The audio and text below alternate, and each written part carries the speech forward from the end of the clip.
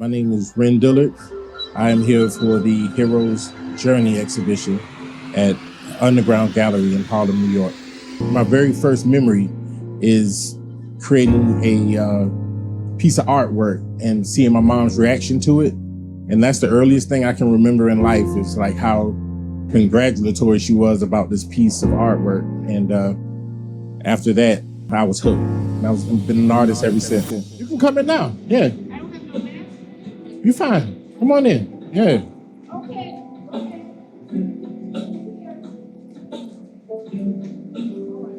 Yeah. Oh, good stuff.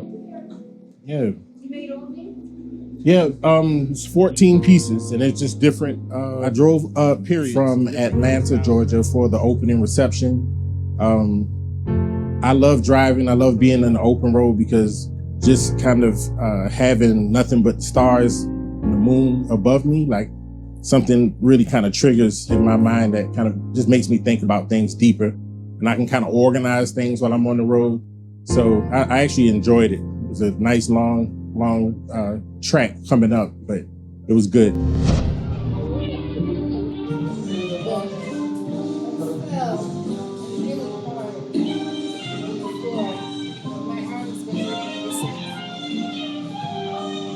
That's why the little boy has to be his own hero, and the same thing. Like everybody's going on these different journeys. That's what the work is about. The hero's journey is a concept by Western philosopher Joseph Campbell. He wrote a book called A Hero with 1,000 Faces. And it basically just talked about this journey that every hero archetype or every hero figure has to go through. It's broken up into 3 different segments, and each segment actually has 4 different smaller components. But I'll give you a broader vision of it. The 3 different segments is departure, initiation, and return. So first, the hero is actually feeling like he's got some sort of calling, or like he needs to go on some sort of quest. And so that is the departure. He feels the wind against his back. And then through that whole process, he gets on this grand adventure, and that's where you get the initiation.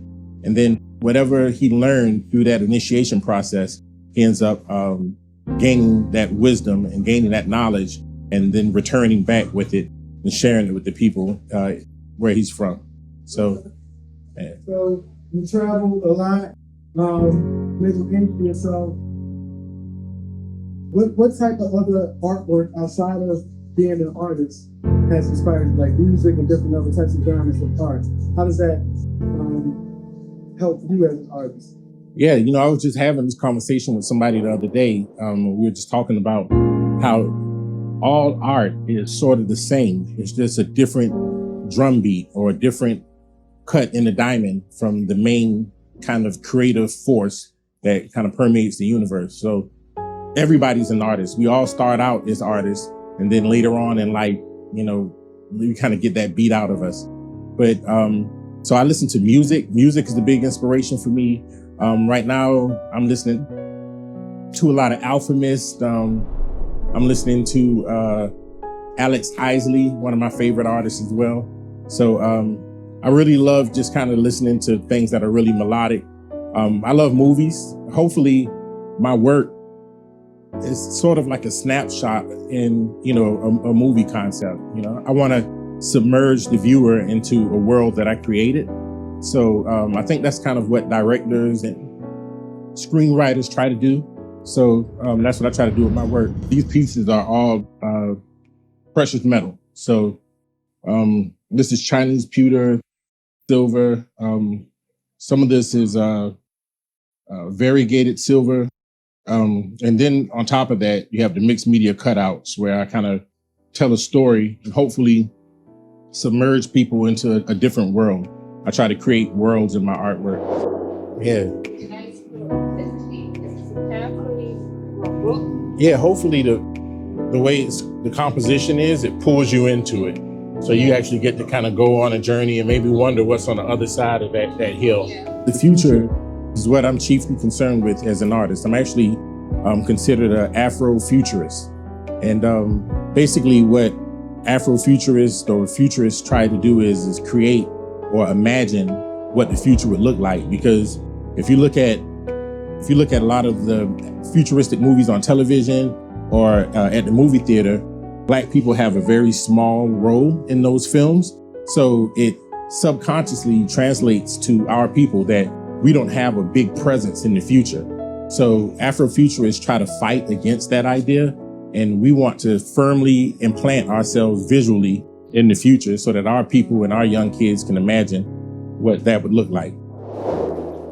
This piece is called Wait For Me.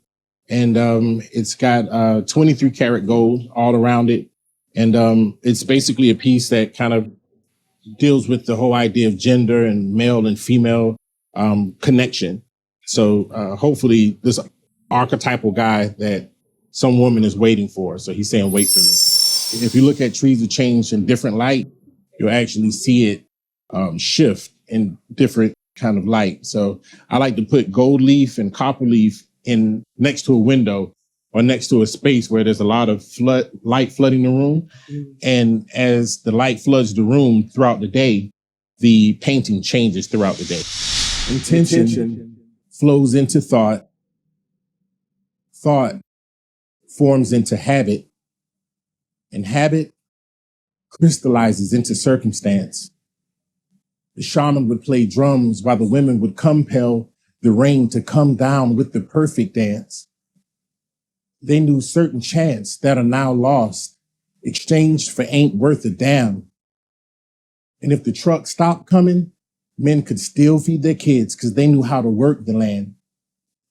As the sands of time fall through the hourglass, as above, so below. Those who know don't say, and those who say don't know. And sometimes the way won't show, and the path just can't be found. You'll have to leap and build wings on the way down.